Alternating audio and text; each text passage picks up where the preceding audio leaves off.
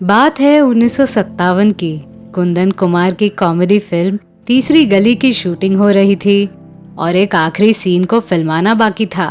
Scene इस प्रकार था जिसमें लेजेंडरी कॉमेडियन एक्टर गोप को दिल का दौरा पड़ता है और उनकी मृत्यु हो जाती है। क्योंकि ये एक कॉमेडी सीन था, इसीलिए एक्टिंग भी उस प्रकार करनी थी। 44 साल के गोप इस सीन को इतनी खूबी से निभाते हैं कि सेट के क्रू मेंबर्स उनकी तारीफ करने लगते हैं। जब डायरेक्टर गोप साहब को बधाई देने के लिए उनके पास जाते हैं तो पता चलता है कि उन्होंने सच में इस दुनिया को विदा कह दिया। भाग्यवश उनका आखिरी डायलॉग भी ये था, मैं ऊपर जा रहा हूँ। सही में भाग्य लगता है जब एक हास्य अभिनेता लोगों को हंसाते हंसाते इस दुनिया से विदा लेता है। दोस्तों, आज मैं आरजे अनामिका आई हूँ एक ऐसे कॉमेडियन की कहानी लेकर जिसे हिंदी फिल्म जगत का पहला सफल हास्य अभिनेता कहा जाता है। कॉमेडियन तो बहुत आए, पर गोप साहब की कॉमेडी आज भी लोगों को एक्टिंग का पार्ट सिखाती है। आज के जमाने के कॉमेडियन अपने मोटापे का सहारा लेकर लोगों को हंसाते हैं। वो जानते हैं कि जब तक वे अपनी कमी का मजाक नहीं बनाएंगे तब तक लोगों को हंसा नहीं पाएंगे। पर एक्टिंग की इस खूबी को सबसे पहले पर्दे पर जो लेकर आए वे थे गोप विश्वनदास कमलानी। कॉमेडी के इस कला को टुनटुन जी ने भी अपने तरीके से खूबी से निभाया है। पर उससे भी पहले 40 के दशक में गोप साहब ने अपने सहज अदाकारी से दर्शकों को खूब हंसाया था। गोप साहब का जन्म 11 अप्रैल 1913 को ब्रिटिश कालीन सिंध प्रांत के हैदराबाद में हुआ। वे अपने माता पिता के 9 संतानों में एक थे। उनके पिताजी चाहते थे कि गोप पढ़ लिख के अच्छे से सेटल हो जाए, पर गोप साहब को पढ़ाई में थोड़ा सा भी इंटरेस्ट नहीं था।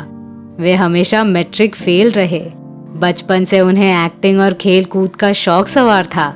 एक स्टेज शो के दौरान लेखक निर्देशक के.एस. दरयानी ने 20 साल के गोप का टैलेंट नाप लिया और उन्हें अपनी आगामी फिल्म इंसान या शैतान में कास्ट कर लिया।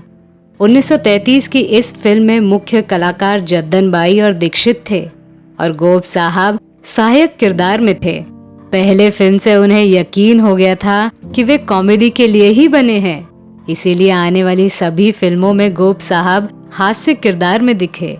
गोल मटोल शरीर, गोल गोल आंखें, सामान्य ऊंचाई और उसमें कॉमेडी का तड़का, इस प्रकार गोप साहब का अवतार रहा और आज भी उन्हें इसी अवतार में लोग याद करते हैं।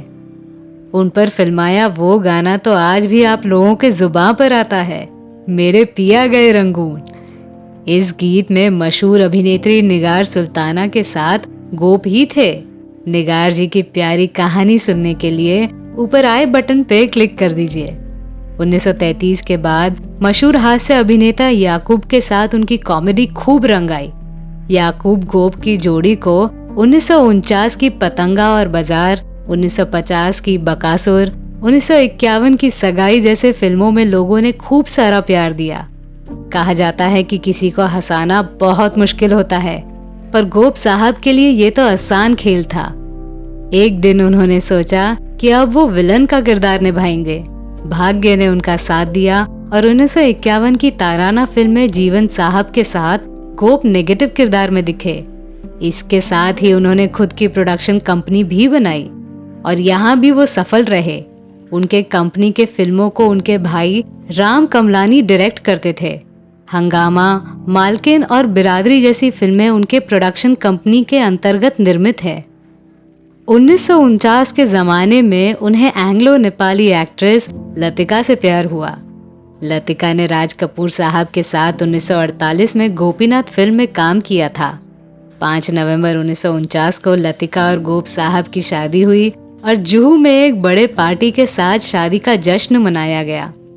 अपने अद्भुत अदाकारी और सहज कॉमेडी के कारण आज भी गोप साहब लोगों के दिल से उतरे नहीं हैं। वे हमेशा याद किए जाते थे और हमेशा याद किए जाएंगे। कहा जाता है कि उनके देहांत के बाद लतिका अपने दोनों बच्चों के साथ इंग्लैंड में स्थायिक हो गई। तो मैं थी आपकी आरजे अनामिका। मेरी सुनाई हुई कहानी आपको कैसी लगी ये हमें कमेंट सेक्शन में जरूर बताइएगा और हमारे channel biography and real life stories को सब्सक्राइब करना न भूलें। नमस्कार।